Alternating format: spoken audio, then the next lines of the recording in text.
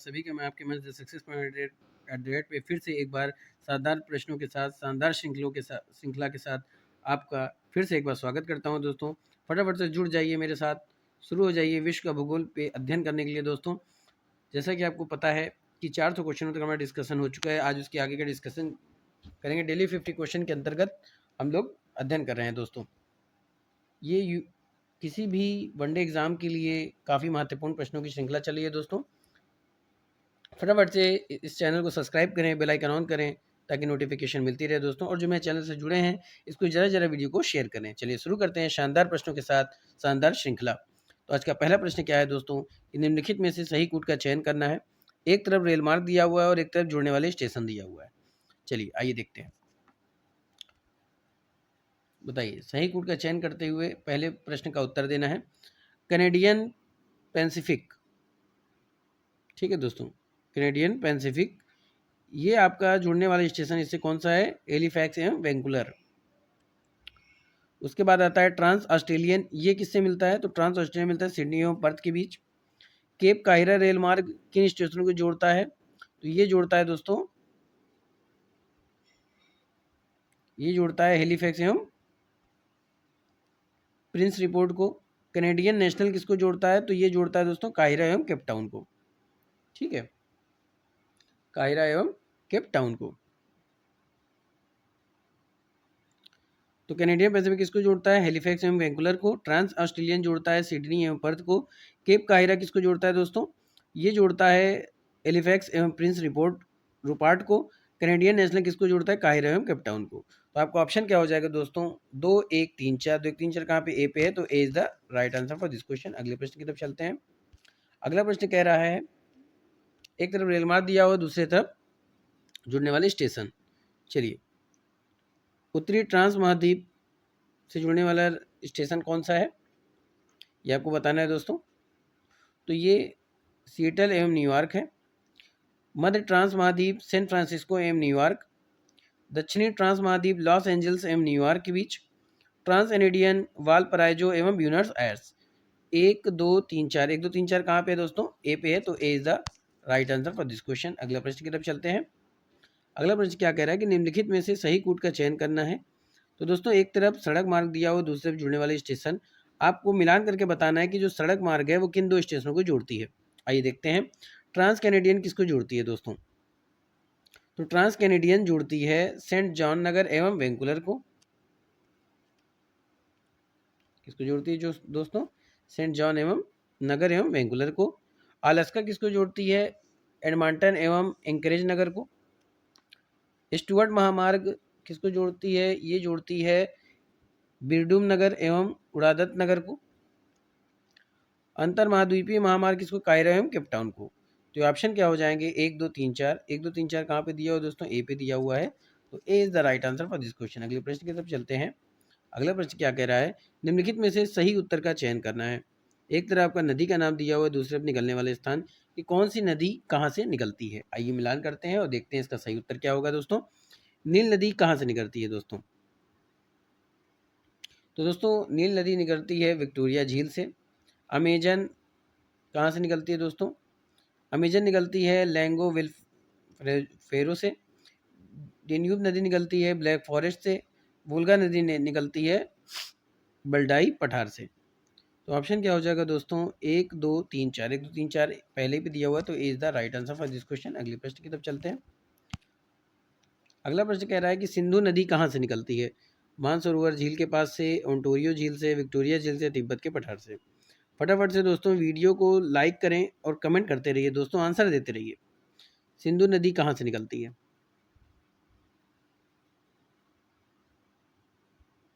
तो दोस्तों अगर हम सिंधु नदी की बात करते हैं तो सिंधु नदी निकलती है मानसरोवर झील के पास से निकलती है, मानसरोवर झील के पास से निकलती है, तो A is the right answer for this question. अगला प्रश्न क्या है, निम्नलिखित में से सही कूट का चयन करना है। एक तरफ नदी का नाम, एक तरफ गिरने का स्थान है, कौन सी नदी कहाँ गिरती है। आइए मिलान करते हैं दोस्तों। नील नदी कहाँ गिरती है दोस्तों, बताइए नील नदी कहाँ गिरती है। तो दोस्तों नील नदी भूमध्य सागर में गिरती है। सिंधु नदी अरब सागर में गिरती है, कोलंबिया नदी कहाँ गिरती है? प्रशांत महासागर में। नाइजर नदी कहाँ गिरती है? गिनी की खाड़ी में। तो ऑप्शन क्या हो जाएगा दोस्तों आपका? 1 2 3 4। 1 2 3 4 कहाँ पे दिया हुआ? सी पे दिया हुआ है। C is the right answer for this question. अगले प्रश्न की तरफ चलते हैं। अगला प्रश्न हमारा क्या कह रहा है कि एस्किमो एस्किमो जनजाति किस देश में पाई जाती है? मध्य अफ्रीका, ब्राजील, कनाडा एवं ग्रीनलैंड के टुंड्रा प्रदेशों में या फिर साइबेरिया में। तो दोस्तों एस्किमो जनजाति पाई जाती है कनाडा एवं ग्रीनलैंड के टुंड्रा प्रदेशों में। C is the right answer for this question. अगला प्रश्न क्या है? मसाई जनजाति कहाँ पाई जाती है? कीनिया में, अरब में, उत्तरी अमेरिका में या पाकिस्तान में?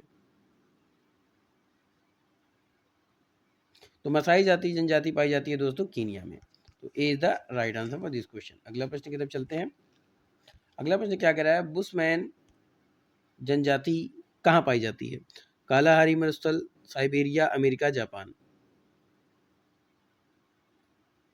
तो दोस्तों बुशमैन की बात करें तो बुशमैन जनजाति पाई जाती है कालाहारी मरुस्थल। दोस्तों ये बताइए कि ये जो कालाहारी मरुस्थल है वो किस महाद्वीप में है? बताइए आंसर। कालाहारी मरुस्थल किस महाद्वीप में है? तो दोस्तों कालाहारी मरुस्थल जो है ये आपके दक्षिण अफ्रीका में पड़ता है। कहाँ पड़ता है?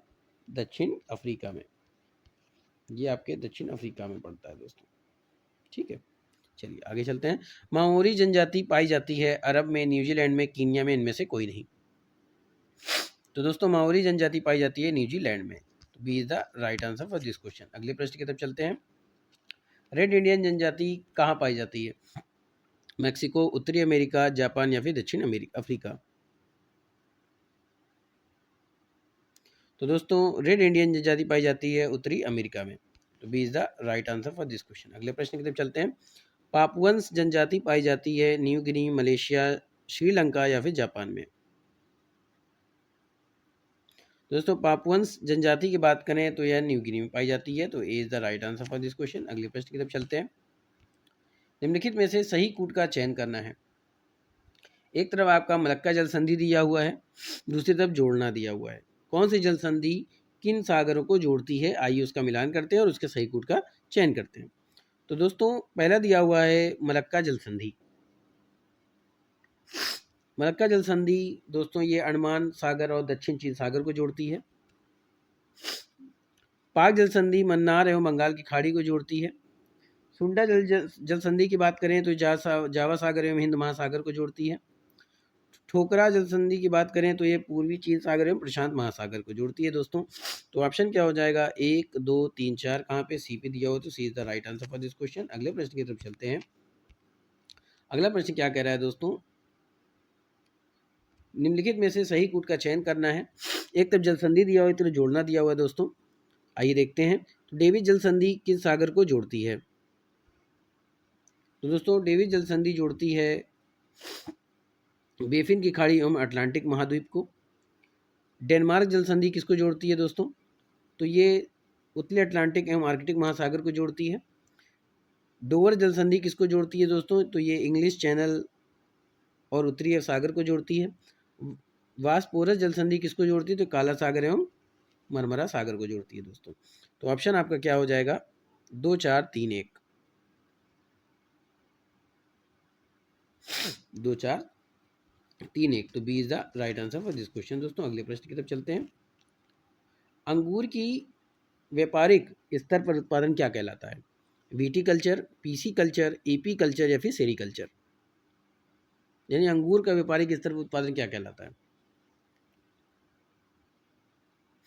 तो अंगूर का व्यापारिक स्तर पर उत्पादन कहलाता है दोस्तों वीटी कल्चर। तो A is the right answer for this question. अगला प्रश्न। मधुमक्खी पालन क्या कहलाता है? Horticulture, apiculture, mariculture या फिर वीटी कल्चर। तो दोस्तों मधुमक्खी पालन कहलाता है apiculture. B is the right answer for this question. अगला प्रश्न की तरफ चलते हैं। समुद्री जीवों का उत्पादन क्या कहलाता है? मेरी कल्चर, वर्मी कल्चर, मोरी कल्चर या फिर सिल्वी कल्चर। समुद्री जीवों का उत्पादन कहलाता है दोस्तों मेरी culture. Is the right answer for this question. अगले प्रश्न की तरफ चलते हैं। अगला प्रश्न क्या कह रहा है दोस्तों, माफ कीजिएगा दोस्तों, जुकाम हो गई मुझको। पौधों का हवा में उगाना क्या कहलाता है? वर्मी कल्चर, ओलेरी कल्चर, एरोपोनिक या इनमें से कोई नहीं? तो दोस्तों पौधों को हवा में उगाना कहलाता है aeroponic. C is the right answer for this question. अगला प्रश्न क्या है? जैतून की कृषि क्या कहलाती है?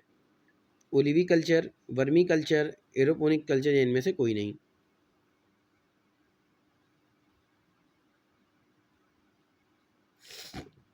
दोस्तों जैतून की कृषि की बात करें कि जैतून की कृषि क्या कहलाती है, तो ये कहलाती है ओलिवी कल्चर। तो A is the right answer for this question. अगले प्रश्न की तरफ चलते हैं। पीसी कल्चर का संबंध किससे है? मछली पालन, रेशम उत्पादन, अंगूर उत्पादन या फिर केचुआ पालन? तो दोस्तों अगर हम पीसी कल्चर की बात करते हैं तो पीसी कल्चर का संबंध होता है मछली पालन से। तो A is the right answer for this question. अगला प्रश्न, कैप्टन कुक ने किसकी खोज की थी? सौर मंडल, हवाई द्वीप समूह, ग्रहों की गति या फिर दक्षिण America?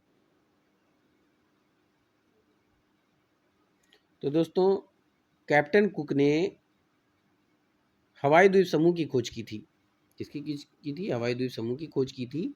B is the right answer for this question. और अगर हम बात करें कि कैप्टन कुक ने हवाई द्वीप समूह की खोज कब की थी, तो ये की थी 1770 ईस्वी में। 1770 ईस्वी में। चलिए दोस्तों आगे चलते हैं। उत्तरी ध्रुव की खोज किसने की थी? रॉबर्ट पियरे, कोलंबस, दक्षिण अमेरिका, सौरमंडल?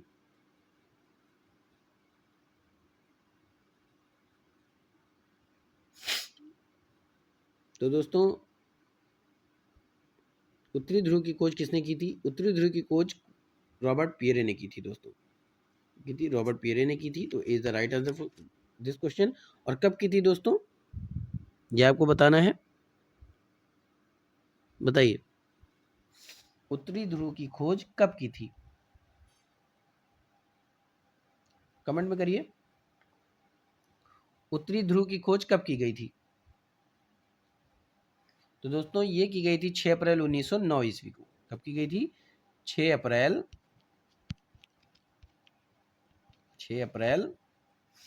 1909। चलिए अगले प्रश्न, पश्चिमी द्वीप समूह की खोजकर्ता कौन थे? क्रिस्टोफर कोलंबस, कैप्टन कुक या केपलर? पश्चिमी द्वीप समूह की खोज क्रिस्टोफर ने की थी। तो A is the right answer for this question. कब की थी दोस्तों? तो 1492 में की थी। 1492 ईस्वी में की थी। चलिए आगे चलते हैं। निम्नलिखित में से चौका मिट्टी के लिए कौन सही है? 45% मिट्टी होती है, 45% गाद होती है, 10% बालू होता है उसमें, कि 34% मिट्टी होती है, 36% गाद होती है, 30% बालू होता है, या 25% मिट्टी होती है, 42% गाद होती है, 33% बालू होती है, या 11% मिट्टी होती है, 14% गाद होती है, 75% बालू होती है? चौका मिट्टी के लिए कौन सही है दोस्तों? तो दोस्तों चौका मिट्टी की बात करें तो ये होती है 45% मिट्टी, 45% गाद और 10% बालू। तो A is the right answer for this question. अगला प्रश्न, निम्नलिखित में से कौन मिट्टी के प्रकार हैं?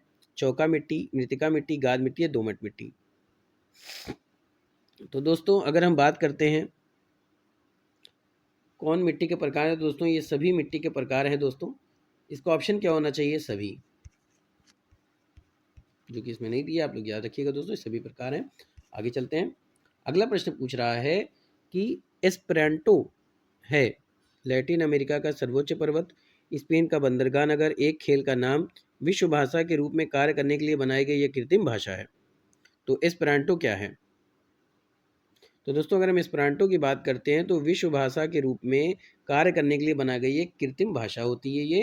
तो D is the right answer for this question. अगला प्रश्न, विश्व में सर्वाधिक व्यक्तियों द्वारा बोली जाने वाली भाषा कौन सी है? हिंदी, अंग्रेजी, मंदारिन, स्पेनी? विश्व में सर्वाधिक व्यक्तियों द्वारा बोली जाने वाली भाषा कौन सी है दोस्तों? मंदारिन है।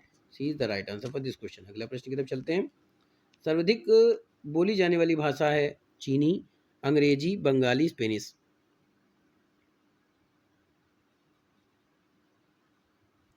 सर्वाधिक बोली जाने वाली भाषा कौन सी है दोस्तों? तो ये है चीनी।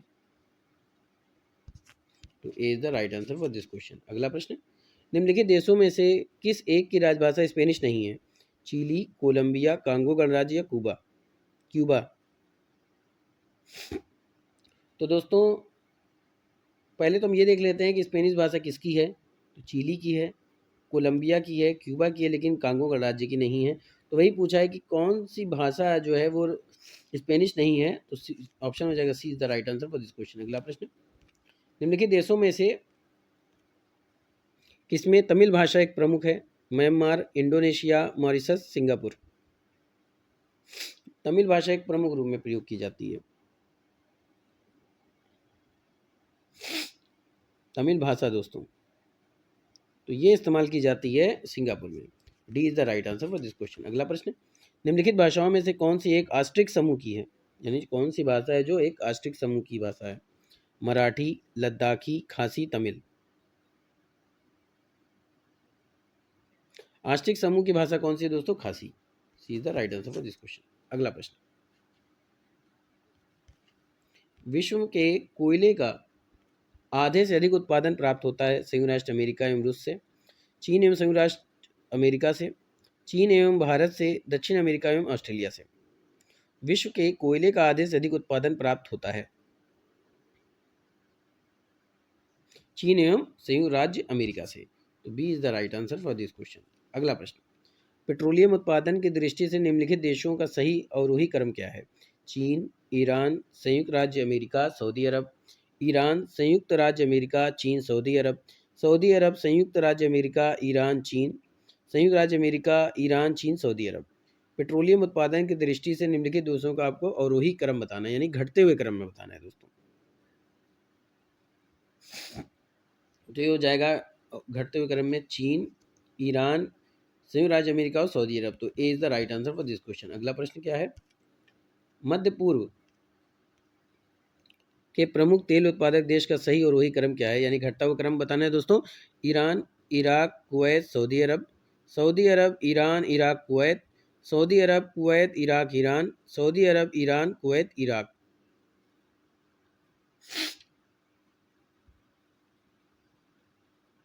तो दोस्तों मध्य पूर्व के प्रमुख तेल उत्पादक देशों का जो सही और वही क्रम है वो आता है सऊदी अरब, ईरान, इराक और कुवैत। तो B is the right answer for this question.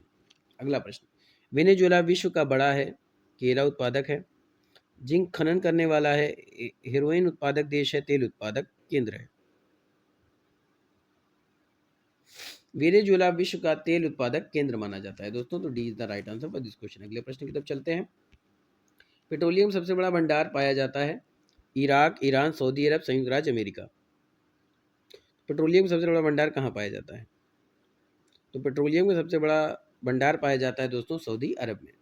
B C is the right answer for this question. अगला प्रश्न, निम्नलिखित देशों में से किस एक के पास खनिज तेल का सबसे बड़ा प्रमाणिक भंडार है? Kuwait, Iran, Iraq, Nigeria. किसके पास खनिज तेल का सबसे बड़ा प्रमाणिक भंडार है? तो इराक के पास है। C is the right answer for this question. अगला प्रश्न, बाकू किस लिए प्रसिद्ध है? सघन रेल परिवहन जाल, गहन कृषि, खनिज तेल, विनिर्माण उद्योग। तो दोस्तों बाकू की अगर हम बात करें तो बाकू प्रसिद्ध है दोस्तों खनिज तेल के लिए। C is the right answer for this question. अगला प्रश्न, विश्व में लौह अयस्क उत्पादन में प्रथम स्थान किसका है? ऑस्ट्रेलिया, ब्राजील, चीन, भारत। विश्व में लौह अयस्क उत्पादन में प्रथम स्थान ऑस्ट्रेलिया का है दोस्तों। तो A is the right answer for this question. बताइए दोस्तों, विश्व में लौह अयस्क उत्पादन में प्रथम स्थान किसका है?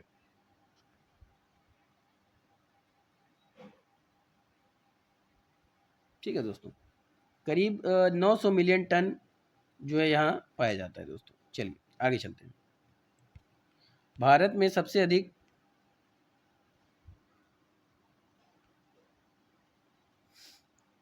लोहा किस राज्य में पाया जाता है? छत्तीसगढ़, मध्य प्रदेश, कर्नाटक, मद्रास।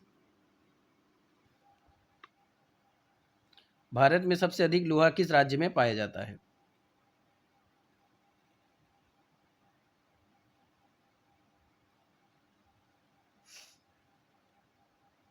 बताइए दोस्तों, भारत में सबसे अधिक लोहा किस राज्य में पाया जाता है? छत्तीसगढ़, मध्य प्रदेश, कर्नाटक, मद्रास।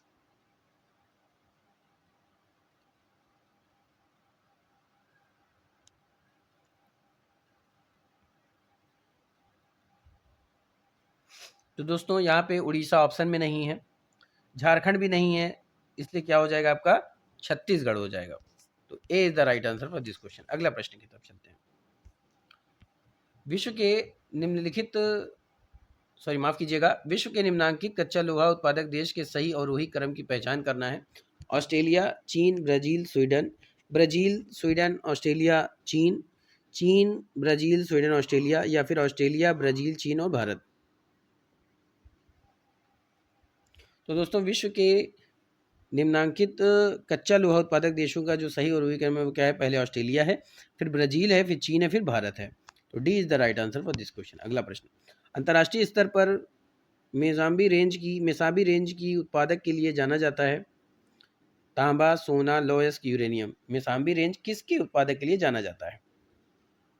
तो ये जाना जाता है दोस्तों तांबे के लिए। तो A is the right answer for this question. अगला प्रश्न, यूरोप के लौह अयस्क उत्पादक देश में फ्रांस का स्थान है प्रथम, दूसरा, तीसरा, चौथा। तो यूरोप के लौह अयस्क उत्पादन में फ्रांस का स्थान चौथा है दोस्तों। तो D is the right answer for this question. अगला प्रश्न की तरफ चलते हैं। निम्नलिखित देशों में से कौन सा एक यूरेनियम का प्रमुख उत्पादक है? संयुक्त राज्य अमेरिका, कनाडा, जर्मनी, जाम्बिया। तो दोस्तों निम्नलिखित देशों में से जो एक यूरेनियम का प्रमुख उत्पादक है वो है Germany. C is the right answer for this question. अगला प्रश्न, संसार में तांबा अयस्क का सबसे बड़ा उत्पादक देश है चिली, पोलैंड, अमेरिका, जायरे। संसार में तांबा अयस्क का सबसे बड़ा उत्पादक देश कौन सा है? जायरे। D is the right answer for this question. अगला प्रश्न, विश्व में अभी भी चीनी तांबे का महत्वपूर्ण उत्पादक है। माफ कीजिएगा दोस्तों, यहाँ पे चीन होगा, चीनी लिखा है, ये चीन होगा। चिली विश्व के विशालतम पोरिफेरी ताम्र निक्षेपों से संपन्न है। नीचे दिए गए कोड का प्रयोग करते हुए सही उत्तर का चयन करना है दोस्तों। आइए देखते हैं। तो विश्व में अभी भी चीन जो है वो तांबे का महत्वपूर्ण उत्पादक है। क्या ये बात सही है दोस्तों? तो दोस्तों पहला तो आपका गलत हो गया दोस्तों। चिली विश्व के विशालतम पोरिफेरी ताम्र निक्षेपों में से उत्पन्न है, ये आपका सही है। चलिए आइए देखते हैं। तो दोस्तों ए और आर क्या हो जाएगा आपका? एक मिनट दोस्तों, एक बार फिर से प्रश्न देख लेते हैं। प्रश्न कह रहा है दोस्तों कि विश्व में अभी भी चीन तांबे का महत्वपूर्ण उत्पादक है। सॉरी माफ कीजिएगा, तो ये आपका सही है। चिली विश्व के विशालतम पोरिफेरी ताम्र निक्षेपों से उत्पन्न संपन्न होता है, बिल्कुल सही है दोस्तों। ये आर होगा, सॉरी कथन नहीं होगा, ये इसको भी ठीक कर लेते हैं दोस्तों। ये आपका कथन नहीं कारण है दोस्तों, ठीक है। एक कथन होता है और एक कारण होता है, ठीक है। तो ये आपका कारण हो जाएगा।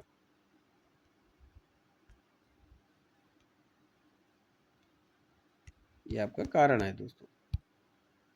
आइए अब देखते हैं दोस्तों। तो देखिए आपका कथन और कारण तो सही है, लेकिन कारण जो है वो कथन की व्याख्या नहीं करता, इसलिए B is the right answer for this question. अगला प्रश्न, संसार में तांबे का अग्रणी उत्पादक है ऑस्ट्रेलिया, चीन, भारत, संयुक्त राज्य अमेरिका। संसार में तांबे का अग्रणी उत्पादक कौन सा है? तो संसार में उत्पादक कौन सा है? Australia. A is the right answer for this question. अगला प्रश्न, ऑस्ट्रेलिया में स्थित कालगुरली किस लिए प्रसिद्ध है? स्वर्ण उत्पादक, उच्चतम जलवायु, शिक्षा केंद्र या मुर्गी पालन। ऑस्ट्रेलिया में स्थित कालगुरली जिसलिए प्रसिद्ध है दोस्तों वो है मुर्गी पालन के लिए। D is the right answer for this. माफ कीजिएगा दोस्तों, ऑस्ट्रेलिया में कालगुरली किस लिए प्रसिद्ध है? बताइए, कालगुरली किस लिए प्रसिद्ध है? तो दोस्तों कालगुरली स्वर्ण उत्पादक के लिए। किस लिए? स्वर्ण उत्पादक के लिए। तो A is the right answer for this question. अगला प्रश्न, टिन मिलता है प्लेसर निक्षेपों में, कन्यांतरी शैलों में, अल्पसीलिक अग्नि शैलों में, इन सब में। तो दोस्तों टिन मिलता है निक्षेपों में, कन्यांतरी शैलों में, अल्पसीलिक शैलों में। और इन सब में। तो क्या हो जाएगा इन चारों में? D is the right answer for this question. अगला प्रश्न, संसार में टिन का अग्रणी उत्पादक कौन सा है? Bolivia, Brazil, Indonesia, Malaysia. संसार में टिन का अग्रणी उत्पादक है Bolivia. Is the right answer for this question दोस्तों। तो दोस्तों ये था शानदार प्रश्नों की शानदार श्रृंखला। इसी तरह से मैं महत्वपूर्ण प्रश्नों को लाता रहूँगा। बस अपना प्यार, अपना भरोसा इसी तरह बनाए रखिए लो दोस्तों। हमारा उद्देश्य ही है आपकी सफलता, आपका विश्वास। तो दोस्तों फिर मिलेंगे नए प्रश्नों के साथ, इसी तरह से, इसी जुनून के साथ। तब तक के लिए जय Hind, wish you all the best.